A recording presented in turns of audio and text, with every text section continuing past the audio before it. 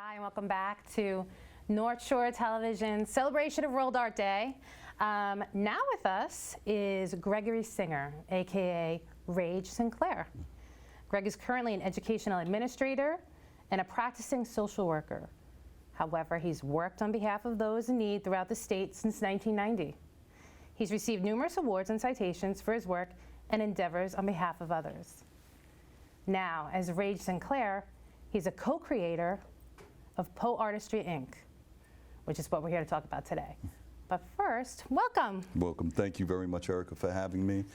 World Art Day, what a fabulous chance to bring people together through the arts in every part of the spectrum. So I really appreciate you having me. Yeah, it's a great day. Yes, it's a great day to bring everybody together under one umbrella, celebrating the arts. Yes. Okay, so let's talk now about Poeartistry.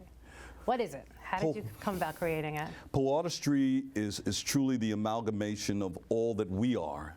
If you live a poeartistry life, then you are living a life of self-esteem through self-definition. Poeartistry is really self-esteem through self-definition, the art of defining you. If you look at the history of all types of poetry, he or she would sit at the hands of deities and queens, of popes, and they would articulate all that we feel through the poetic word. Poetry, when you see something that is the ultimate in beauty, it's like being poetic. It's like that guy did that basketball move, it was like poetry. You follow me?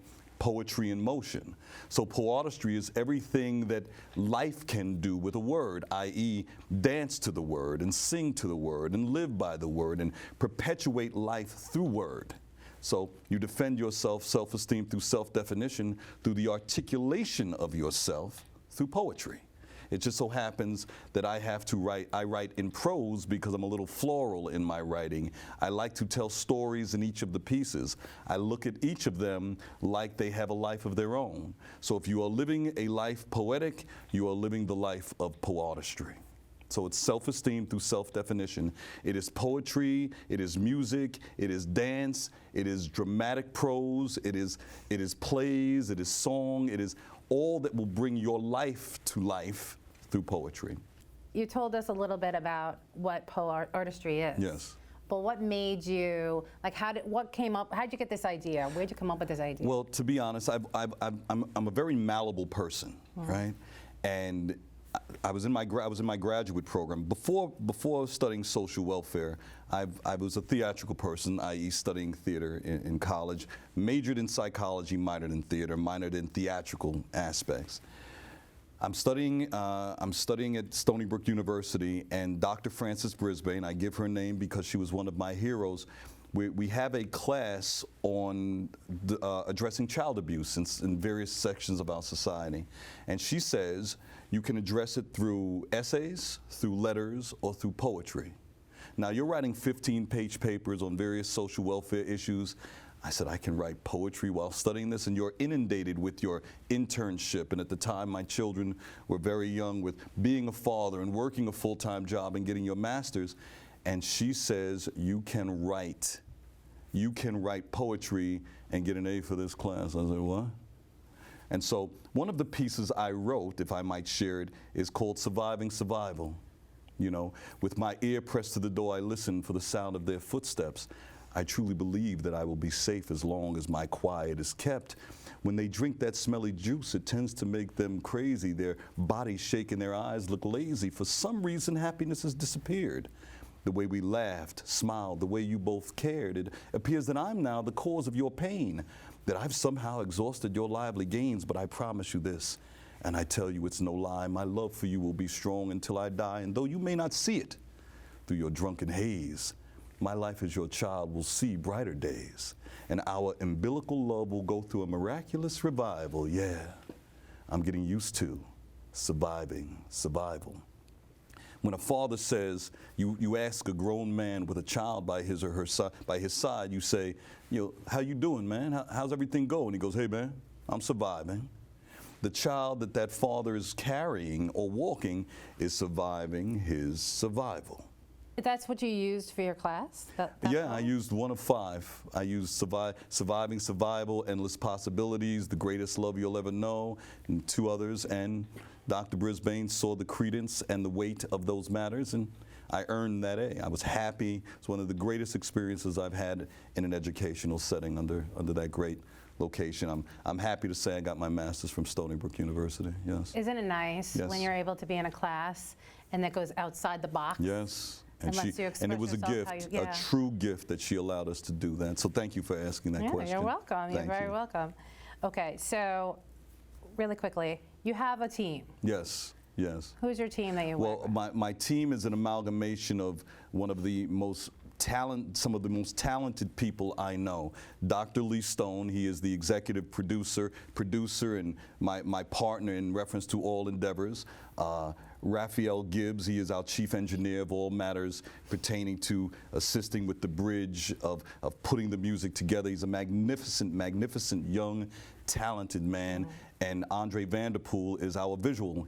I call him a visualite because everything the world will see through our eyes and through our music, Andre will put to the screen, and he will put mind to film, to screen, and he will make sure that the world understands the entire encompassing of the visual aspect of Poeartistry. But Dr. Lee Stone, Raphael Gibbs, and Andre Vanderpool, and myself as the poet, the artist, and the creative director of Poeartistry, the Poeartistry team. Yes. And how long have you guys been working together? It really appears that we've been working together all of our lives because, and I'm just being honest, I'm a person that believes in the power of now. So the length of time sometimes gets lost in the minutia.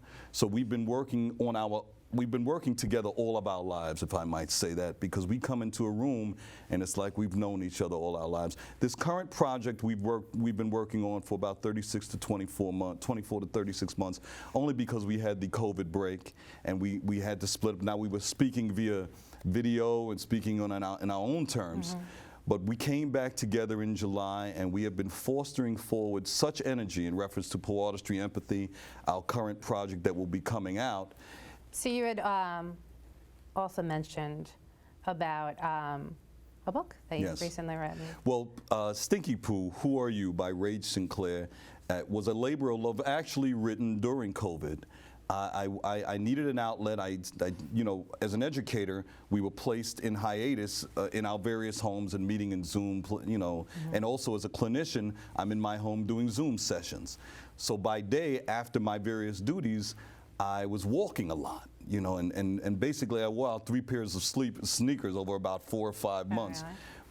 Stinky Poo really comes from my time being a foster child. In the first time I was a foster child, I happened to live in a home, just to be frank, that was not conducive to loving children at that time, just to accepting, which happened to be a multicultural child.